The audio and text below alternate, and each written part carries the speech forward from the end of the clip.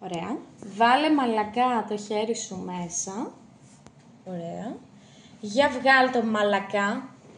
Σιγά σιγά, μπράβο. Και βλέπουμε ότι είναι υγρό. Και τώρα βάλ το ξανά μαλακά. Σιγά σιγά. Και θέλω να το σηκώσεις με δύναμη το χέρι.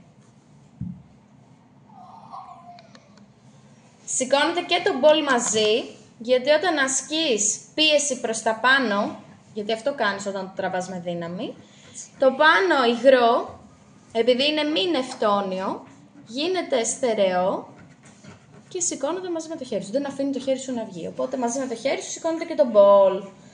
Για βγάλε τώρα σιγά σιγά το χέρι. Πού αυτό κοντά. Βγάλε σιγά σιγά το χέρι. Ωραία. Πάμε. Και θέλω να κάνεις αυτό και να μου πεις αν βυθίζεται το χέρι σου με το ένα δάχτυλο.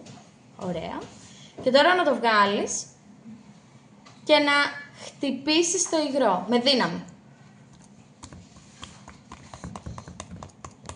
Δεν είναι στερεό. Ναι. Κανονικά. Κάτσε να το κάνω κι εγώ. Εδώ βυθίζεται το χέρι μου. Αλλά αν το βαρέσω, το χτυπήσω με δύναμη.